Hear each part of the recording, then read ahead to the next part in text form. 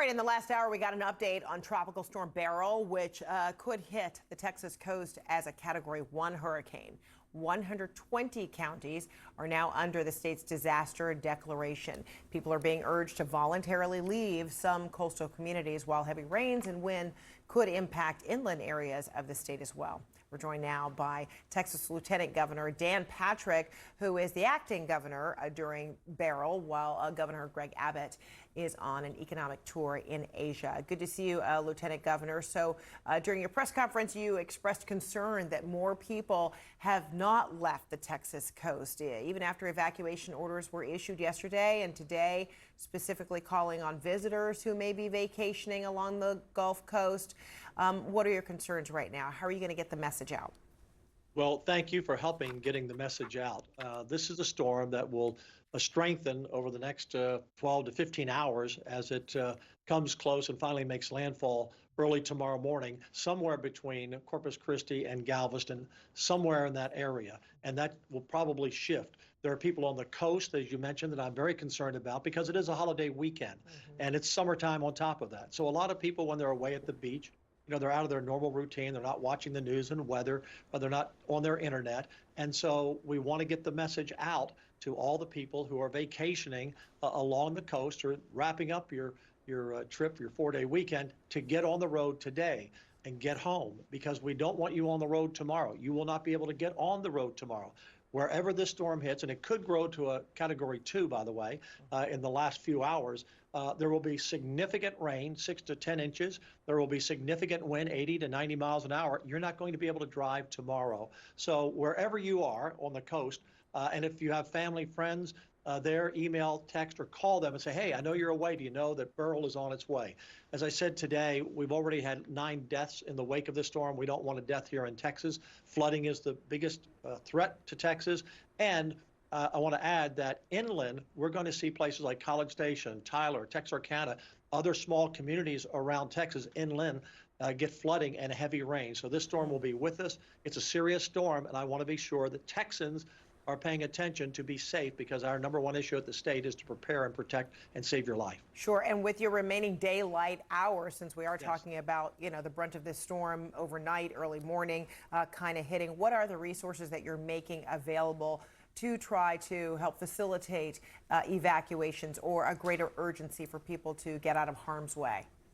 So the evacuations are called by the local mayor or county judge. That's their decision. We've had a number of voluntary orders given and a few mandatory given already. For us, we're staging our resources all across the state, from power needs, because we're going to have a loss of power, we have rescue teams ready to go, swimmers, helicopters, whatever rescue teams we need, because at this point, this close to the storm, we go from preparing at the state level. We're prepared, ready to move where we need to move quickly, and we have the best emergency management team in the country, in the world for that matter. Nimkid's our chief. We've been through many of these storms. We know what to do, but we need cooperation from the people. It is a three-legged stool. It's the state emergency response. It's your local county mayors, county judges, and listen for their instructions. And then we will fill wherever we need to fill. We are ready at the state level. And I also want people in the water today, don't get in the water. The rip currents will take you out and you will drown. And the rip currents are only going to get worse. We're looking on our cameras. We see on social media a lot of people still on the beach, still in the water. Very dangerous.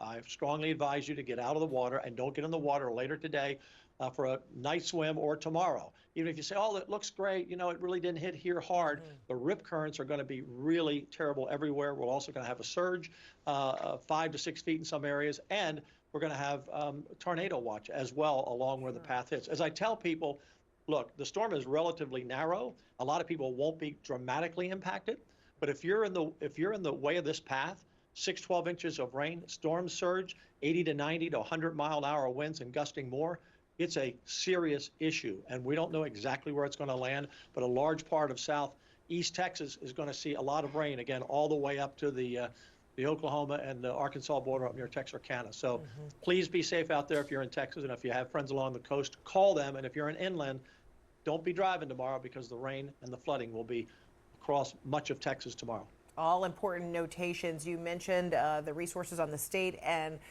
local levels. What about on the federal level? What is what kind of reliance will you have on FEMA ahead of the storm, or is it strictly post-storm damage?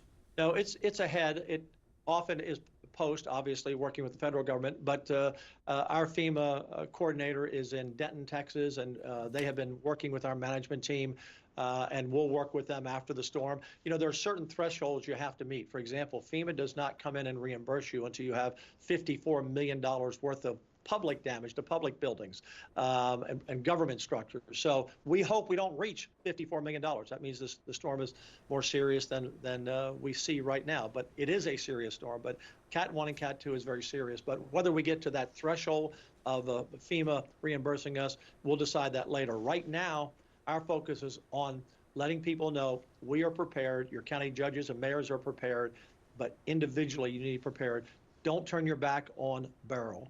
This is a serious storm, and where it lands, there's going to be significant devastation. Power will be out, structures could be blown over and destroyed, trees will be uprooted, streets will be flooded, and heavy rain. So take this storm very seriously. Again, between Corpus and Galveston Island is where the National Hurricane Center says it will hit. We don't know exactly, but experience will be that overnight, these storms can often move 15, 20, 30, 40 miles. In fact, the Hurricane Center usually says that storms can move 50 to 60 miles from their last track. So everyone needs to be alert. A great threat. All right, Lieutenant Governor of Texas, Dan Patrick, thank you so much. All the best. Thank you. Thank you very much. We'll be right back.